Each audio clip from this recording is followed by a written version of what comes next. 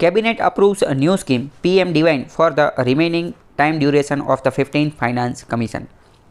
Cabinet के द्वारा मंजूरी दी गई है पीएम डिवाइन नाम की जो स्कीम थी, पीएम डिवाइन नाम की जो स्कीम थी उसका फुल फॉर्म है prime ministers development initiative for north east region. हमारा जो नॉर्थ ईस्टर्न रीजन है, मतलब कि जिसे हम सेवन सिस्टर के नाम से भी जानते हैं, आसाम, मेघालय, नागालैंड, मिजोरम, त्रिपुरा, वो सब जो मिलकर उसके डेवलपमेंट के लिए एक इनिशिएटिव, एक शुरुआत की गई थी और उसी स्कीम का नाम था पीएम डिवाइन। इसके बारे में ये स्कीम जो बहुत ही इंपॉर्टेंट है, बार बार वड़ा प्रधान जो है वो इसके बारे में चर्चा करते रहते हैं, या फिर नॉर्थ ईस्ट के बारे में कहीं पे भी उल्लेख होता है, नॉर्थ ईस्ट के डेवलपमेंट का, वहाँ पर इंफ्रास्ट्रक्चर का कोई भी उल्लेख होता है, तब ये पीएम डिवाइन स्कीम जो है बहुत ही महत्वपूर्ण हो जाती है। बजट के अंदर भी इसकी रिगार्डिंग बहुत सारी चर्चा विचारणा की जाती है। तो अभी कैबिनेट ने पीएम डिवाइन स्कीम जो है इसको अप्रूव कर दिया है। किसके लिए अप्रूव कर दिया है? तो जो 15th फाइनेंस कमीशन अभी जो चल रहा है, तो उसके बाकी के जो 4 साल बचे हैं उसके लिए इसको अप्रूव किया है। बाकी के 4 साल यानी कि 2022 से लेकर 2026 तक के 2022 से 2026 तक का जो साल है उसके लिए।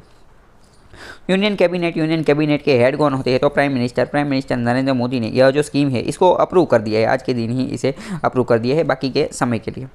अगर पीएम डिवाइन स्कीम की बात करें तो यह एक सेंट्रल सेक्टर स्कीम है जिसमें 100% फंडिंग जो है वो केंद्र सरकार के द्वारा दी जाएगी और इसका अमलीकरण, इम्प्लीमेंटेशन जो है वो ministry of development of north eastern region, ये ministry of north eastern region का मंत्रालय है, उसी के द्वारा यह उसी के अंतर्गत आएगा। यह स्कीम का पूरा अगर पैसे की बात करें तो 6,600 करोड़ की पूरी स्कीम है। 4 साल के लिए इतने पैसे दिए गए हैं 2022 से लेकर 2026 तक। इसके अंतर्गत जितने भी इफोर्ट्स, प्रयत्न जो भी करे जाएंगे तो complete the PM divine project 2025-26 तक जितने भी प्रोजेक्ट हैं उन सबको कंप्लीट करने की कोशिश की जाएगी। डिवाइन के अंतर्गत क्या किया जाएगा उसकी बात करें तो creation of infrastructure, north eastern reason के अंदर जो है वो इंफ्रास्ट्रक्चर क्रिएट किया जाएगा। सपोर्ट इंडस्ट्रीज, जितने भी उद्योग है उसको सपोर्ट किया जाएगा। सोशल डेवलपमेंट प्रोजेक्ट, सामाजिक प्रवृत्ति को डेवलप करने के जो प्रोजेक्ट है वो। लाइवलीहुड एक्टिविटीज़, वहाँ के लोगों के लिए कुछ रोजगार मिल सके, उसको कुछ लाइवलीहुड यानी कि आजीविका मिल सके, वैसे कोई प्रोजेक्ट एक्टिविटी जो है वो की जाएगी। वीमेन एंड यूथ को जो लाइवलीहुड मिल सके ऐसा कुछ किया जाएगा। And thus leading to employment generation, इसका मुख्य उद्देश्य क्या है कि इंफ्रास्ट्रक्चर क्रिएट किया जाए और इंफ्रास्ट्रक्चर क्रिएट करने के बहाने लोगों को एम्प्लॉयमेंट जनरेशन जो है वो हो पाए। इसका अमलीकरण हमने देख लिया कि मिनिस्ट्री ऑफ डोनर के द्वारा किया जाएगा। डोनर क्या है? तो कि development of north eastern reason, इसके द्वारा। और इसके ये जो मिनिस्ट्री ऑफ डोनर है वो क्या करेगा? तो उन्होंने एक एजेंसी बनाई है। कौन सी एजेंसी है? तो कि नॉर्थ ईस्टर्न काउंसिल, या तो फिर सेंट्रल मिनिस्ट्री एजेंसी जो है यह काउंसिल और यह एजेंसी बनी, यह पूरा का पूरा उसके रिगार्डिंग मेजर और गाइडलाइन और यह सब लिखेंगे। Measure would be taken to ensure adequate operation and maintenance of the project. इस प्रोजेक्ट के अंदर जो भी सैंक्शन किया जाएगा उनका देख रेख रखने का और वो सब कार्य वो लोग करेंगे। यहाँ पर 4 बहुत ही महत्वपूर्ण चीज़ है। पीएम डिवाइन का कोई ऑब्जेक्टिव है तो पीएम डिवाइन का जो ऑब्जेक्टिव है वो 4 मेन चीज़ है। तो 4 मेन चीज़ कौन सी है? पहली तो एक है fund infrastructure convergence in the spirit of the Gatishakti के साथ इस पीएम डिवाइन को जो है वो कंबाइन कर दिया जाएगा और इन दोनों के अंतर्गत नॉर्थ ईस्टर्न के अंदर जो है इंफ्रास्ट्रक्चर डेवलपमेंट के लिए फंड जो है वो क्रिएट किया जाए।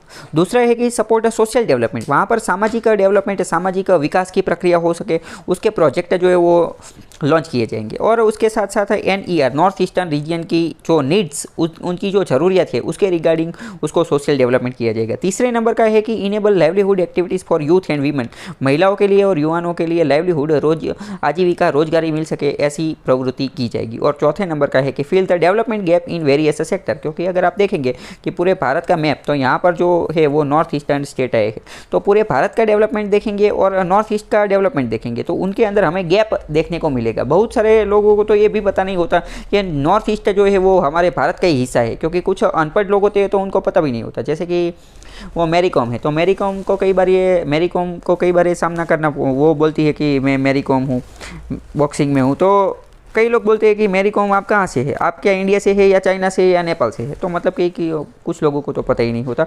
तो ये 4 ऑब्जेक्टिव आपको पता होना चाहिए। पहला तो इंफ्रास्ट्रक्चर को फंड करने के लिए और गति शक्ति के साथ कंबाइन करने के लिए। दूसरा सोशल डेवलपमेंट प्रोजेक्ट को सपोर्ट करने के लिए। तीसरे नंबर का कि यूथ और वीमेन के लिए लाइवलीहुड एक्टिविटीज़ करने के लिए। और जो अलग अलग सेक्टर में जो डेवलपमेंट गैप है उसको फिल करने के लिए।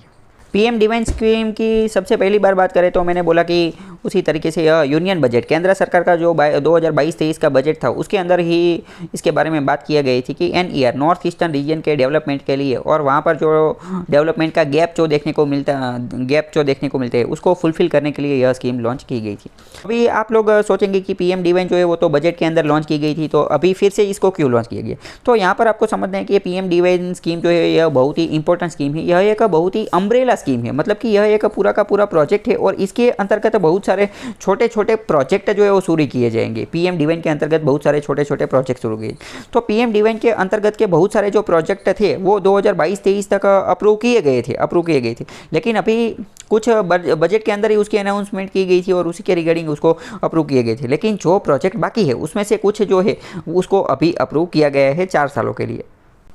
ये पीएम डिवाइन स्कीम को चालू करने के पीछे का एक दूसरा उद्देश्य ये भी था कि parameter of NE states, north eastern states के अंदर जो पैरामीटर है, कौन से, किसके रिगार्डिंग पैरामीटर, तो BMS यानी कि बेसिक मिनिमम सर्विसेज, पूरे भारत के अंदर जितनी भी बेसिक मिनिमम सर्विसेज मिलती है उन सब के पैरामीटर्स और बाकी के राज्यों के पैरामीटर्स और नॉर्थ ईस्टर्न स्टेट्स के पैरामीटर्स, इन दोनों को अगर कंपेयर करें तो यह नेशनल एवरेज से भी कम आते हैं। मतलब कि नॉर्थ ईस्ट के राज्य जितने भी हैं, NE जितने भी स्टेट्स हैं, उनकी BMS बेसिक मिनिमम सर्विसेज जो है वो हमारी जो नेशनल एवरेज है उनसे भी बिलो है। मतलब कि वहाँ के लोगों को जितनी अच्छी सुविधा मिलनी चाहिए उतनी सुविधा मिलती नहीं।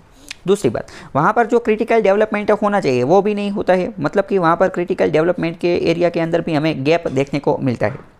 BER बेसिक मिनिमम सर्विसेज, उसका बात करें तो district sustainable development goal index जो नीति आयोग के द्वारा शुरू किया जाता है, तो उसके अंदर भी इनका रैंक जो है वो बहुत ही कम लेवल का होता है। तो इसी गैप को फुलफिल करने के लिए यह स्कीम बनाई गई थी। यहाँ पर आप नॉर्थ ईस्ट का मैप जो है वो भी देख सकते हैं। आपको इसका मैप जो है वो फुल्ली कंप्लीट याद होना चाहिए, क्योंकि बहुत सारी परीक्षा में मैप के बेस्ड क्वेश्चन जो है वो भी पूछे जा सकते हैं। तो यहाँ पर अरुणाचल प्रदेश है, यहाँ पर नागालैंड है, यहाँ पर मणिपुर है, यहाँ पर मिजोरम है, और इस तरफ देखें तो बीच में जो है वो आसाम है, यहाँ पर मेघालय है, यहाँ पर त्रिपुरा है, और यह जो है पूरे के पूरे 7 स्टेट्स है, इसीलिए इसे 7 सिस्टर के नाम से भी जाना जाता है। एंड यहाँ पर जो है वो है सिक्किम को के बारे में ऐसा बोला जाता है कि Sikkim is the only brother of 7 sister. यह जो 7 सिस्टर है इसका ओनली ब्रदर कौन है, तो कि सिक्किम है। और दूसरी अगर बात करें तो यहाँ पर ये जो है, यहाँ पर नीचे बात करते तो यह बांग्लादेश है, यह जो है ये भूटान है, और यहाँ पर देखें तो यह जो है वो नेपाल है। तो मतलब कि सिक्किम के एक तरफ जो है वो नेपाल है और एक तरफ जो है वो भूटान है। तो इस तरीके से भी आपका मैप के आधार से क्वेश्चन पूछे जा सकते हैं। अरुणाचल प्रदेश यह है, इसके ऊपर का जो एरिया है वह चीन का एरिया है या फिर तिब्बत का एरिया है, तो इसके रिगार्डिंग आपको क्वेश्चन पूछे जा सकते हैं।